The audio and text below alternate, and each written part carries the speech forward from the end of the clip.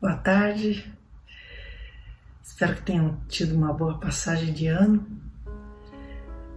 Então, mais uma vez aqui reunidos, agradecemos a Deus pelo novo ano, pela nova oportunidade. E levantemos então o nosso pensamento a Deus fazendo a prece. Pai nosso que estais no céu, santificado seja o vosso nome. Venha a nós o vosso reino, seja feita a vossa vontade, assim na terra como no céu. O pão nosso de cada dia nos dai hoje, Senhor. Perdoai as nossas dívidas, assim como procuramos perdoar os nossos devedores. Não nos deixeis cair em tentação, livrai-nos do mal. Graças a Deus e graças a Jesus.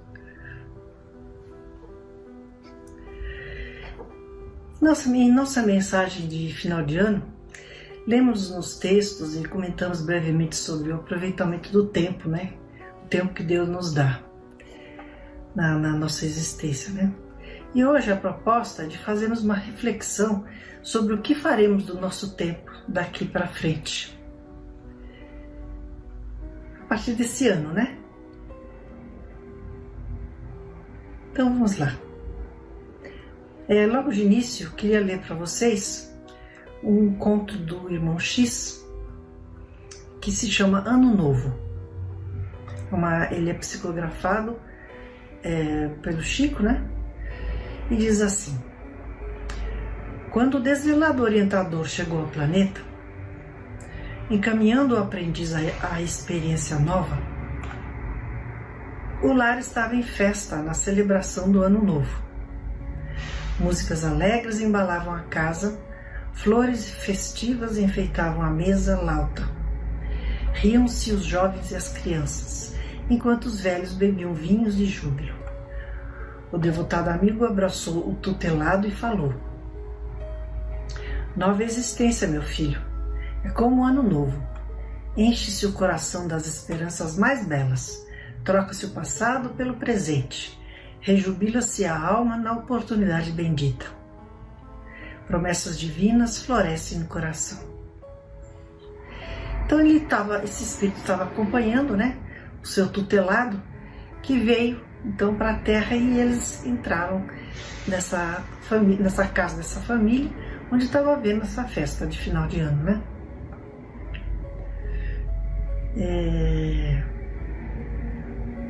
E aí o tutor continuou falando. O tempo é o tesouro infinito que o Criador concede às criaturas. Não esqueças, todavia, que a concessão de um tesouro é título de confiança, e toda confiança traduz responsabilidade. Tanto prejudica a obra de Deus o avarento, que restringe a circulação dos valores, como o perdulário, que os dissipa, olvidando obrigações sagradas. O tempo, desse modo, é benfeitor carinhoso e credor imparcial simultaneamente. Na Terra, a maioria dos homens não chegou ainda a compreendê-lo. Aproveitam-no os trabalhadores fiéis. O tempo, contudo, meu filho, pertence ao Senhor e ninguém pode subverter a ordem de Deus. É por isso que, ao fim da existência, cada um recebe conforme usou o divino patrimônio do tempo, né? O tempo que Deus nos dá.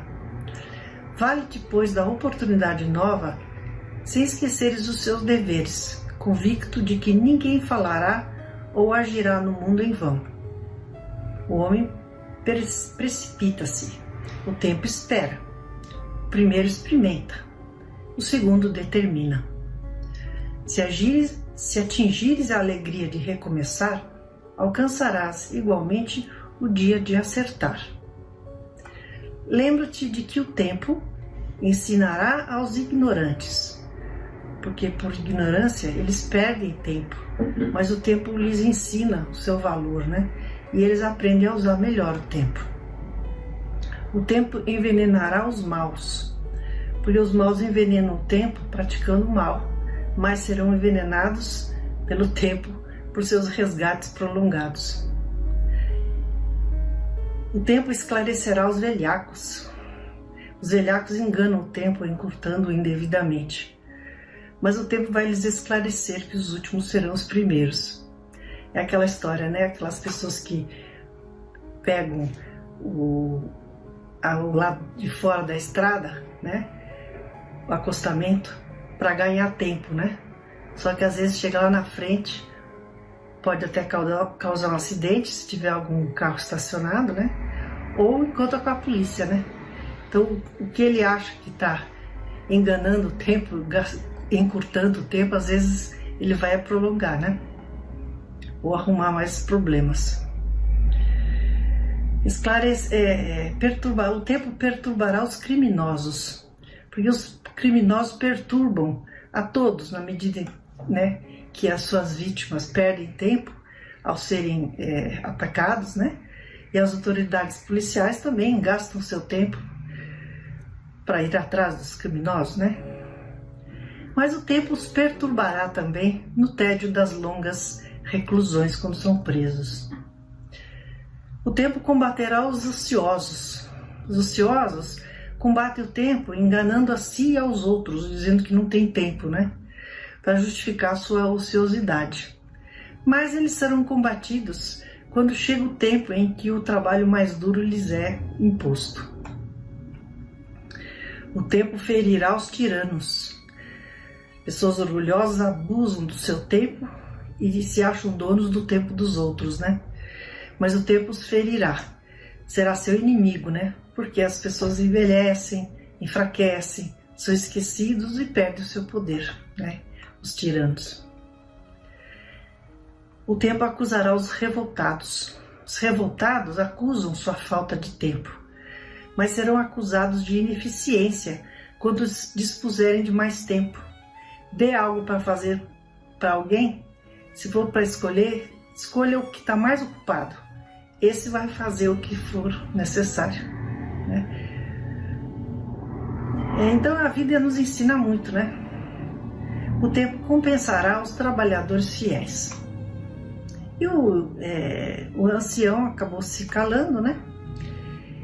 E havia risos à mesa doméstica, na casa onde eles estavam, expectativa no candidato à reencarnação. Sorrisos paternais no velhinho experiente. O sábio abraçou novamente o discípulo e despediu-se rematando. Não te esqueças de que o tempo é generoso nas concessões e justo nas contas. Vai, porém, meu filho, e não temas. Nesse instante, à maneira do homem cheio de esperanças, que penetra o ano novo, o aprendiz reingressou na onda do nascimento. Ele tinha vindo para encarnar, né?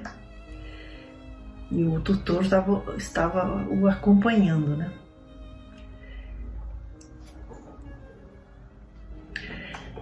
Então, nesse conto, o irmão X deixa claro, né? Que seja qual for a razão pela qual usarmos mal o tempo, a lei de causa e efeito é sempre aplicada, né? O próprio tempo se incumbe da correção de nossa falha em relação ao seu uso. Mas sempre teremos a oportunidade de retomar a vida para o acerto, né? E percebe-se também que a ajuda é intensa, né? É imensa. Os mentores espirituais estão sempre presentes a nos orientar. Como esse tutor estava acompanhando o tutelado que veio encarnar, né? Então os nossos mentores estão sempre ao nosso lado no dia a dia, né? Ou então temos todo o aprendizado do Evangelho, né, e da literatura espírita, né? E no livro Justiça Divina, psicografado pelo Chico, Emmanuel reafirma nessa questão do tempo, né, com suas colocações. O texto se chama Diante do Tempo, que eu gostaria de ler aqui para vocês. E esse texto até parece uma continuação do conto que nós acabamos de ver, né? Tal é a coordenação da espiritualidade para o nosso aprendizado, né? Tudo combinado. E assim Emmanuel diz: contempla o mundo a que voltaste, através da reencarnação, para resgatar o passado e construir o futuro. Sol que brilha, nuvem que passa, vento que ondula, terra expectante, árvore erguida, fonte que corre, fruto que alimenta e flor que perfuma. Utilizam todos a riqueza das horas para servir. Aproveita igualmente os minutos para fazeres o melhor. Então toda a natureza trabalha, né? E sempre aproveitando o tempo, né? Precisamos aprender com ela, né? Perdeste nobres aspirações em desenganos esmagadores. No entanto, as esperanças renascem no coração dilacerado à maneira de rosas sobre ruínas. Perdeste créditos valiosos na insolvência passageira que te aflige o caminho? Todavia, o trabalho dar-te-á recursos multiplicados para conquistas novas. Perdeste felizes ocasiões de prosperidade e alegria à vista da calúnia com que te ferem? Mas no culto da tolerância, removerás a maledicência, demandando níveis mais altos. Nós sempre só temos a ganhar de ser tolerantes, né? Basta um tolerante, né, para que uma discussão não continue, né? Perdeste familiares queridos que te largam à solidão? No entanto, recuperá-los-á tão logo consigas sazonar os frutos do entendimento na esfera da própria alma. Perdeste afetos sublimes na fronteira da morte? Todavia, reaverás todos eles um dia, quando te sentires de espírito libertado nos planos da grande luz. Perdeste dons preciosos na enfermidade que te flagela? Mas o próprio corpo físico é santuário que se refaz. Lembrando que é assim mesmo, né? A gente fica doente, passa um tempo, você olha para trás, já passou, né? A saúde volta, né? Tudo passa, né? Pode ser que às vezes demora mais, né? Às vezes não volta nessa vida, mas vai voltar essa saúde. Você pode reencarnar saudável, né? Então é tudo uma questão da gente estar sempre lembrando que nós somos espíritos eternos, né? Observa, contudo, o que fazes do tempo e vale-te dele para instalar bondade e compreensão, discernimento e equilíbrio em ti mesmo, porque o dia que deixas passar, vazio e inútil, é realmente um tesouro perdido que não mais voltará.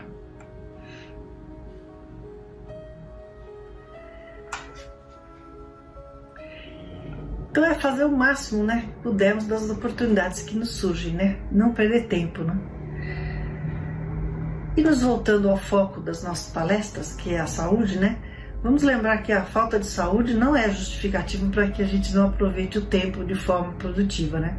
Seja no trabalho material ou na caridade. Quanto é que se pode fazer, né? A partir de um leito de dor ou de uma restrição física? Temos grandes exemplos com relação a isso, né? Só para citar, né? Um médium, Jerônimo Mendonça Ribeiro, que mesmo paralisado em uma cama ortopédica e cego, trabalhava arduamente pelo ideal espírita, né? Viajando pelo Brasil, fazendo palestras e escrevendo livros. Chico Xavier, que atuou como médium a vida inteira, né?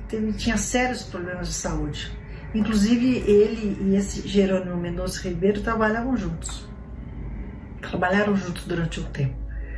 Madre Dulce, né, que sofria da coluna a partir de uma cadeira onde ela até dormia, né, ela prosseguiu em sua missão caridosa, né. Jesus, né, que martirizado na cruz ainda encontrou forças para praticar a caridade, de buscar o perdão para a humanidade, né, junto ao Pai. Podemos então não ser espíritos elevados, né? Mas e podemos não ter vindo com nenhuma missão muito especial. Mas é uma questão de postura, né? Vamos nos vitimizar e ficar nos melindrando e nos fechando, ou com boa vontade vamos fazer a nossa parte aproveitando o tempo, né?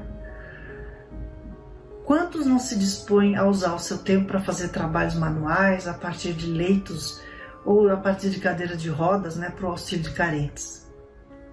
Quantos não se preocupam com o próximo, né, reservando um tempo para telefonar para os depressivos, para doar uma palavra de alento, né, ou dando uma orientação presencial ou à distância? Quantos não se engajam nas campanhas de caridade coordenando a logística, buscando e coletando doações ou fazendo doações materiais, de gêneros ou em dinheiro, né? Quantos não organizam o seu tempo, né? Se dispondo a cozinhar para os carentes ou buscar os gêneros para compor a sopa, ou lavá-los, ou descascá-los, ou distribuí-los, né? É só arrumar um tempinho, né? É a questão de boa vontade. Então, lembrando também que é comum, né, acontecer que uma dor ou um desconforto, ela se dissipa, né, quando a gente está na lida, né? É muito comum isso. Melhor do que ficar em casa sem fazer nada, né? Se lamentando, maldizendo a sorte, os acontecimentos, ou ficar desperdiçando tempo com atividades inúteis. Então, obviamente, há os completamente incapazes, né? Mas assim como Deus reserva seu amparo, enviando seus mensageiros aos desvalidos, Ele sabe daqueles que poderiam, com boa vontade, estar aproveitando melhor, né, o tempo, com seu esforço, numa atitude de amor, se dedicando à obra do Senhor no trabalho material ou caridoso. Então Deus também nos manda seus mensageiros para nos inspirar, para aproveitarmos melhor nosso tempo. Depende de nós querer ouvi-los, né? O fato é que todos responderemos ao Pai por nossas atitudes. E já nos diz o Espírito da Verdade no Evangelho, logo no início, né? A respeito do que nós estamos aqui falando. Aproveitar o tempo, né? Ter boa vontade, trabalhar com amor, né? Então, no prefácio do Evangelho, o Espírito da Verdade nos diz: os Espíritos do Senhor, que são as virtudes dos céus, como um imenso exército que se movimenta, ao receber a ordem de comando, espalham-se sobre toda a face da terra. Semelhantes a estrelas cadentes, vêm iluminar o caminho e abrir os olhos aos cegos. Eu vos digo em verdade que são chegados os tempos em que todas as coisas devem ser restabelecidas no seu verdadeiro sentido, para dissipar as trevas, confundir os orgulhosos e glorificar os justos. As grandes vozes do céu ressoam como o toque da trombeta, e os coros dos anjos se reúnem. Homens, nós vos convidamos ao divino concerto. Que vossas mãos tomem a lira, que vossas vozes se unam, e num hino sagrado se estendam e vibrem por um extremo do universo ao outro. Homens, irmãos amados, estamos juntos de vós. Amai-vos também uns aos outros e dizei do fundo de vosso coração, fazendo a vontade do Pai que está no céu: Senhor, Senhor, e podereis entrar no reino dos céus. Estão sendo convocados, né? Então, mãos à obra. Não há tempo a perder, né, gente? É isso. Obrigada, viu? Até a semana que vem, se Deus quiser. E que tenhamos um ano de muita paz e muito amor.